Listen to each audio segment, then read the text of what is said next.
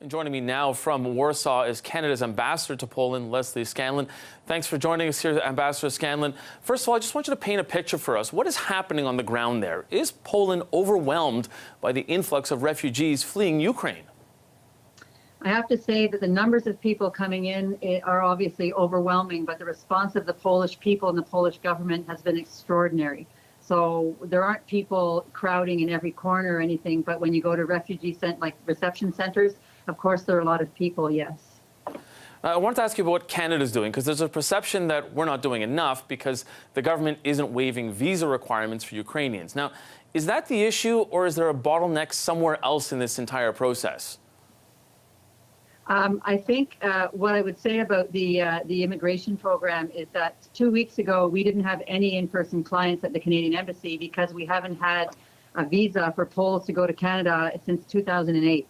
And since then, we've ramped up to an incredible number every day, and every corner of the embassy is full of people who are here from Ottawa helping us deliver the program that was really, it's just so new. So what I see is a government doing everything it can, and certainly in my context here in Warsaw, I see our team doing everything it can.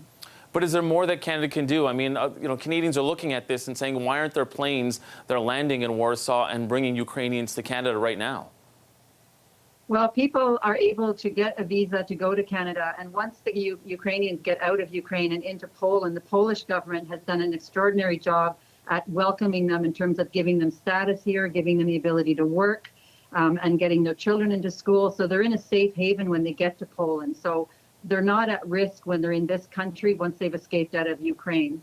So is it a case, as Prime Minister Trudeau had said last week, that there aren't that many Ukrainians who actually want to come to Canada then? Well, given what I've seen of the demand for the visas, I don't think that's true, but I do see that we're responding to the best ability that we can. But I guess it's important to know that when they're here in Poland, the Polish people, as I say, they've taken Ukrainians into their homes and their schools, and people are volunteering all over the place. And so I think that we're meeting the demand to the best of our ability, ramping up as quickly as we can to respond to it. Yeah, and there are a number of Ukrainians that are coming to Canada for healthcare. Now, 3 more Ukrainian pediatric cancer patients and their families did arrive in Canada via Poland to get some treatment at Toronto's Sick Kids Hospital. So what are the challenges to getting more of these kids the care they need here in Canada? Is it a visa issue as well?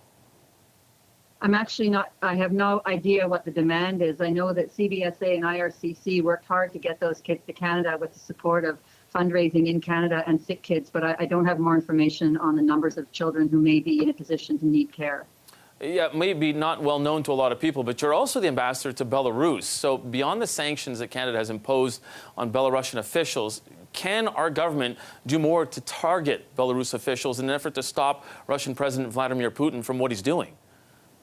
I think Canada has, obviously it's been difficult since the elections in 2020 for Canada to have greater influence. Obviously, we've been just completely aligned with the EU, United States, UK on sanctions to Belarus, and we're continuing to focus on sanctions regimes, both Russia and Belarus. So I think we're doing a lot. Canada is really up there with the leaders in providing pushback to these regimes.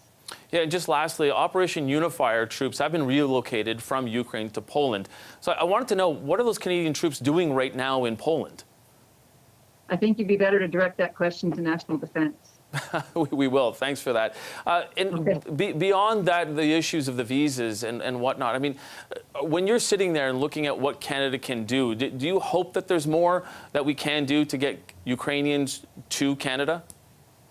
I have to honestly say, given what I'm seeing at the embassy and what my colleagues are doing in missions all over Eastern Europe, I don't know what more we could do. We literally have people from other government departments, from immigration, from other missions here helping in Warsaw. We don't have an empty chair in the embassy here, and we have a pretty big embassy, and everybody is focusing on this one priority, and that's getting any Ukrainians who want to get a visa to Canada, getting them the paperwork they need to get home. Yeah. To our home, anyway. Okay. Well, we appreciate the time today. That's Canada's ambassador to Poland, Leslie Scanlon. Thanks so much for talking to us today. We really appreciate it. Thank you.